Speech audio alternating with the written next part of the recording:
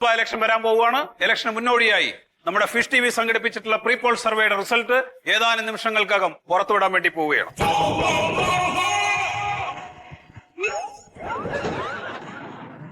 ഏതെല്ലാം എം പിമാർ വാഴും, ഏതെല്ലാം എം പിമാർ വീഴും, ഏതെല്ലാം പാർട്ടികൾ നിൽക്കും പോകും എന്നൊക്കെ ഈ സർവേയിലൂടെ നമുക്ക് വ്യക്തമാകും. വളരെ വിശ്വസനീയമായിട്ടുള്ള കേന്ദ്രങ്ങളിൽ നിന്ന് സർവേകൾ സ്വീകരിച്ചാണ്, സാമ്പിളുകൾ സ്വീകരിച്ചാണ് നമ്മൾ ഈ സർവേ ഒരുക്കിയിട്ടുള്ളത്. അപ്പൊ നമുക്ക് നോക്കാം. അടുത്തതായിട്ട് നമ്മൾ പരിശോധിക്കുന്നത് തവളക്കുഴി മണ്ഡലമാണ്. തവളക്കുഴി മണ്ഡലത്തിലെ നിലവിലെ എം പി എന്ന് പറയുന്നത് സുഗതനാണ്. അതെ അതെ. സുഗതന്റെ പെർഫോമൻസ് എങ്ങനെയായിരുന്നു എന്ന് നമുക്ക് നോക്കാം. അദ്ദേഹം 6000 വോട്ടിന്റെ ഭൂരിപക്ഷത്തിലാണ്, വെറും 6000 വോട്ടിന്റെ ഭൂരിപക്ഷത്തിലാണ് കഴിഞ്ഞ തവണ വെറും 6000 വോട്ടിന്റെ ഭൂരിപക്ഷത്തിലാണ് സുഗതൻ എന്ന് പറയുന്ന എം പി പാർലമെന്റ് പോയത്. അതാ മറ്റോന്റെ ഗ്രൂപ്പുകാര് പാരവച്ചോണ്ടാ, അല്ലെങ്കിൽ ഞാൻ ഭൂരിപക്ഷത്തിൽ ജയിച്ചു. സുഗതന്റെ പെർഫോമൻസ് ആണ് കൊടുത്തിരിക്കുന്നത്. സുഗതനെ മണ്ഡലത്തിൽ കണ്ടവരുടെ ശതമാനം വെറും 10% പേർ മാത്രമാണ്. ഞാൻ പറഞ്ഞില്ലേ പൊട്ടൂന്ന്, ഇതിനൊക്കെ എന്തിനാ സർവേ? വെറുതെ അല്ല റൂം കൂട്ടിട്ട് പാല് കൊടുത്തപ്പോ കഴിക്കന്നെ കൊത്തിക്കോ. വളരെ ദയനീയമായിട്ടുള്ള ഒരു പെർഫോമൻസ് ആണ് സുഗതന്റെ. വെറും 10% പേർ മാത്രമാണ് അദ്ദേഹത്തെ മണ്ഡലത്തിൽ കണ്ടിട്ടുള്ളത്, നാട്ടിൽ കണ്ടിട്ടുള്ളത്. പിന്നെ ഇവനൊക്കെ ബോധിപ്പിക്കട്ടെ ഞാൻ വന്നു പോണത്. അല്ല അതൊരു പറഞ്ഞ നേരമല്ലോ കേട്ടോ അല്ലേ?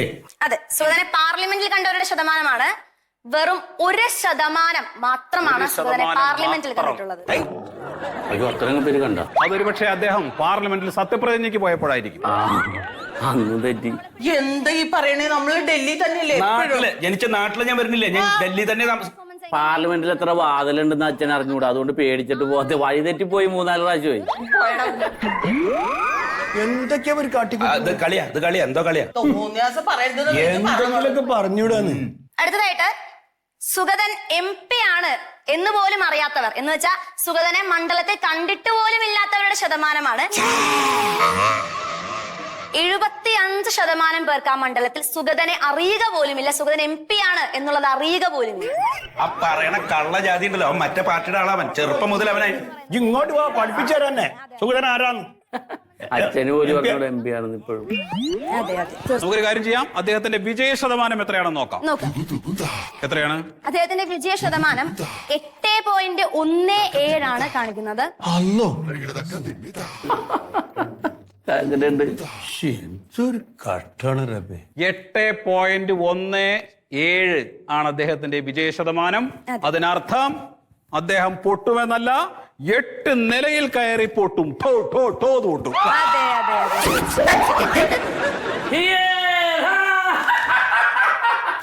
ഞാൻ പറഞ്ഞില്ലേ അച്ഛൻ പൊട്ടൂന്ന്, ഇതിനൊക്കെ എന്തിനാ സർവേ? എന്താണോ നിക്കട കാലാകാലം മുഴുവൻ റൂമ് കിടക്കേണ്ടിയിരിക്കും കേട്ടോ. എന്തിത്തെ നിങ്ങൾ ബേജാറാണ്ടിരിക്കുന്നേ. കോക്കനട്ട് ടിവിന്റെ പ്രീപോൾ സർവേ വരണ്ട, അപ്പൊ നമുക്ക് നോക്കാം. ഫിഷ് ടി വി ഒന്നും നമ്മൾ മൈൻഡ് ചെയ്യണ്ട, ഇവരിങ്ങനെ തന്നെയാണ്. പിന്നെ അല്ലാണ്ട് ഒക്കെ മാറി വരൂ, നിങ്ങൾ നോക്കിക്കോളി. എന്റെ പോയത് പോയി എങ്ങനെ തോക്കാതിരിക്കും? 18 വയസ്സായപ്പോഴത്തെ എം പി ആയതാണ്. ഇപ്പൊ എഴുന്നേറ്റ് പോകാൻ തൂറാൻ പറ്റാതെ വന്നപ്പോഴാണ് നാട്ടിൽ വന്നിട്ട് പിന്നെയും മത്സരിക്കണ. ഞാൻ നിക്കാന്ന് പറയാമേ. വെറുതെ കാശുകളെ കാലാകാലം പൂട്ടിയിടല്ലോ കേട്ടോ, പുറത്തിട്ട് ഒരു കാര്യമില്ല. ആ പ്രചരണത്തിന്റെ കാശ് വെച്ച് വല്ലതും മേടിച്ച് തിന്നച്ച. ടെൻഷൻ അടിക്കണ്ട, അച്ഛനൊന്ന് തോക്കണോ അല്ലെ മരിക്കണോ, അല്ലാതെ എനിക്ക് എവിടെ സീറ്റ് കിട്ടാൻ. സ്വന്തമായിട്ട് വന്നാലും ഞങ്ങളങ്ങോട്ട് ഞങ്ങള് പോട്ടെ.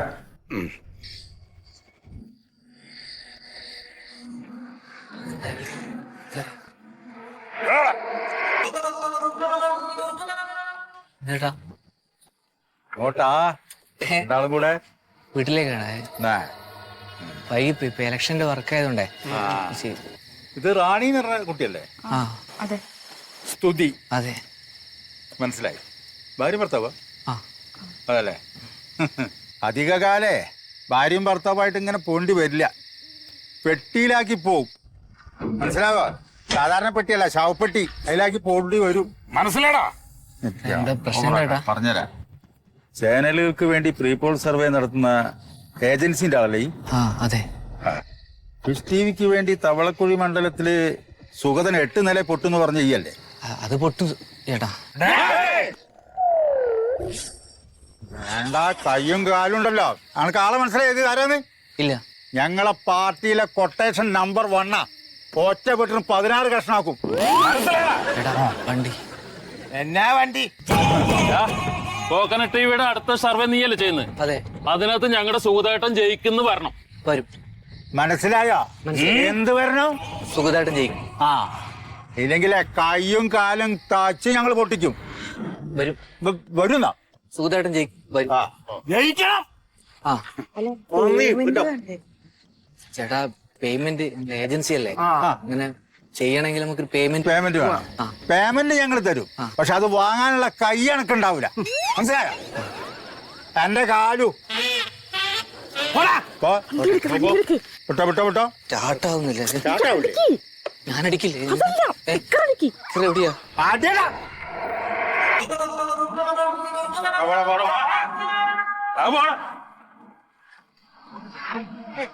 എന്ത് മനുഷ്യന്മാരായത്? ആ അറിയില്ലോന്റെ സ്വഭാവം. ദേഷ്യം പിടിച്ച എന്നെ തന്നെ തല്ലിയ ആളാണ്.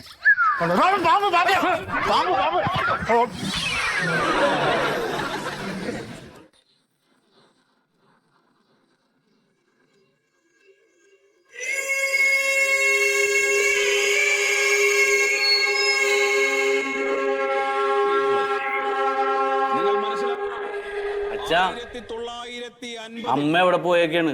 ഇവിടെ ഫുഡ് ഓർഡർ ചെയ്തത് തിന്ന് വയറ് ചീത്തായി.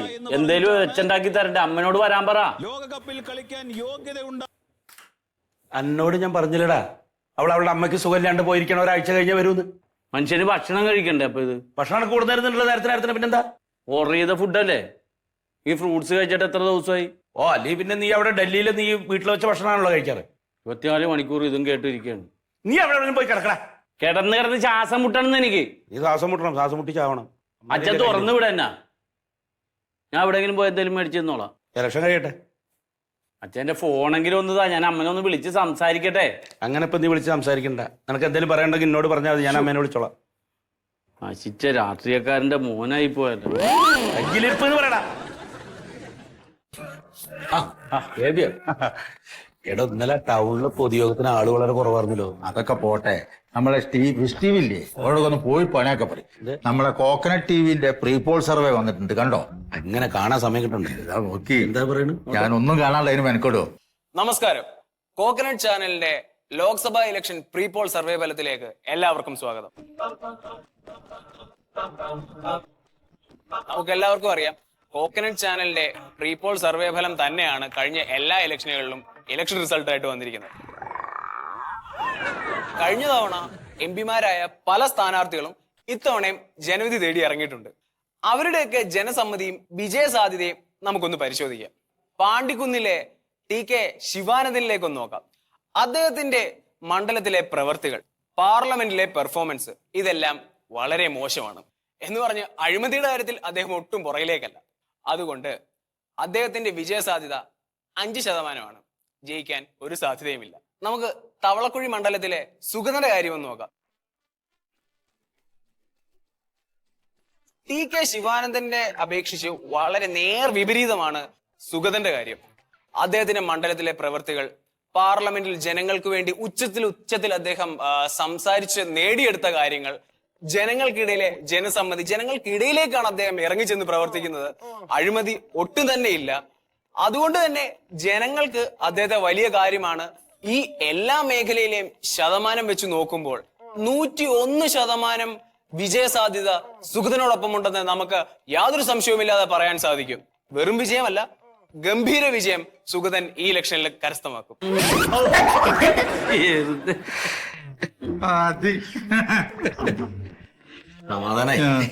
അടക്കൂല അച്ഛാത്. ഫോൺ. ഹലോ, എപ്പോ വിജയം സുഗതൻ ഈ ഇലക്ഷനിൽ കരസ്ഥമാക്കും.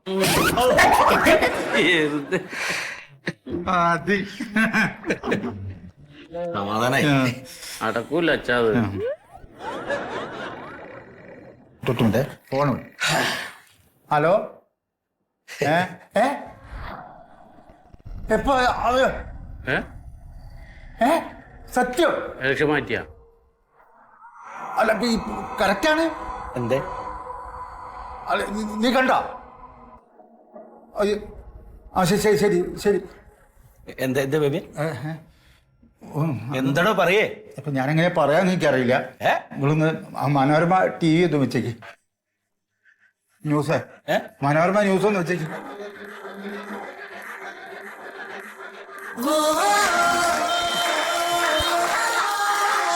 ബേബിയെ പണ്ടെന്താ ഇവിടെ മുഴുവൻ കണ്ടോളൂ.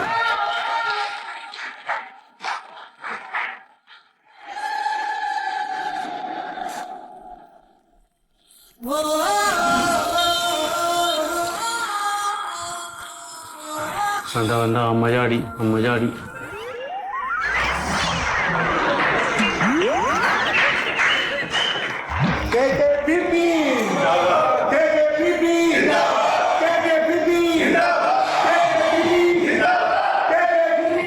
എനിക്ക് പോയാൽ മതിയായിരുന്നു. എന്നെന്തോരം വിളിക്കാം.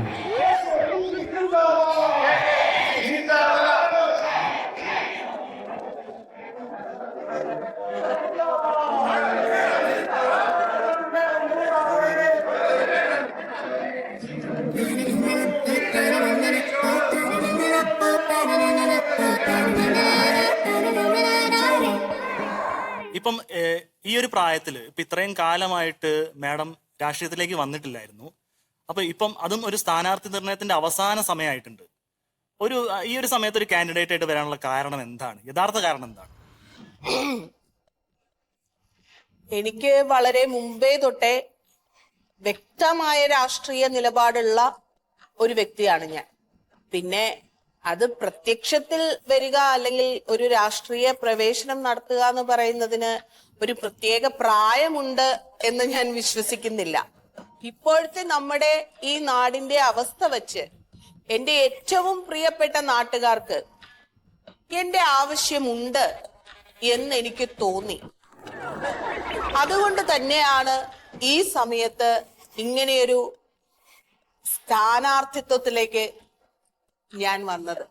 എന്നെ കൊണ്ട് ആകുന്നത് പോലെ എന്റെ ഏറ്റവും പ്രിയപ്പെട്ട ജനങ്ങൾക്ക് വേണ്ടി പ്രവർത്തിക്കണം എന്ന ഉറച്ച തീരുമാനത്തിൽ തന്നെയാണ് ഞാൻ വന്നിരിക്കുന്നത്.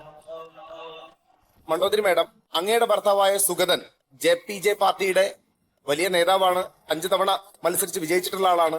അപ്പോ ഈ ഒരു ഇലക്ഷന്റെ ഒരു മൂർധന്യാവസ്ഥയിൽ അദ്ദേഹത്തിന്റെ എതിർ പാർട്ടിയിൽ എല്ലാവരെയും ഞെട്ടിച്ചുകൊണ്ട് അത്ഭുതപ്പെടുത്തിക്കൊണ്ട് എതിർ പാർട്ടിയിൽ ചേരുകയും അദ്ദേഹത്തിനെതിരായി മത്സരിക്കുകയും ചെയ്യുന്ന ഒരവസ്ഥ വരാനുള്ള കാരണം എന്താണ്?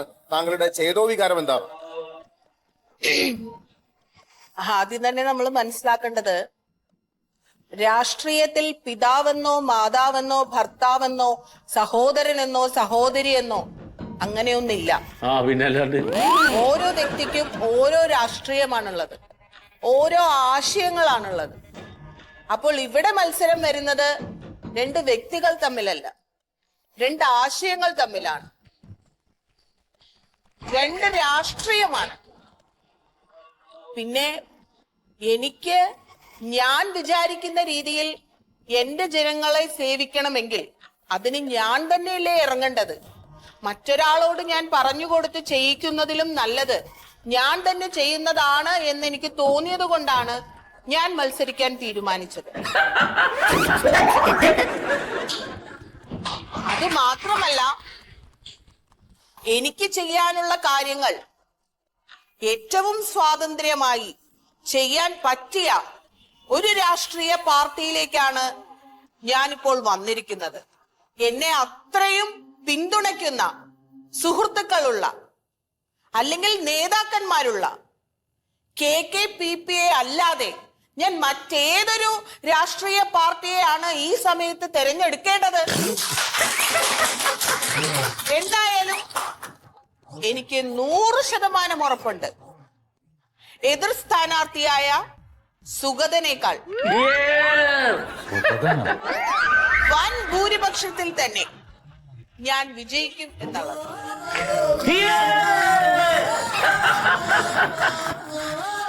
പറഞ്ഞില്ലേ അമ്മ ജയിക്കും. ഓഫിയല്ലേ എന്നത് കണ്ടോണ്ടിരിക്കണത്.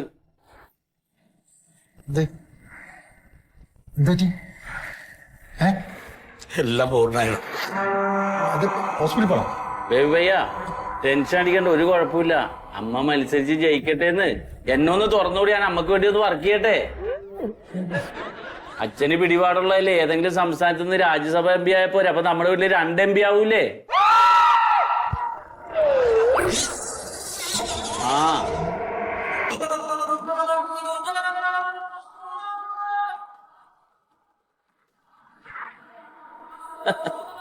നിങ്ങൾ ഭരിക്കുമ്പോ ഞാനും കൊണ്ടു നടക്കും.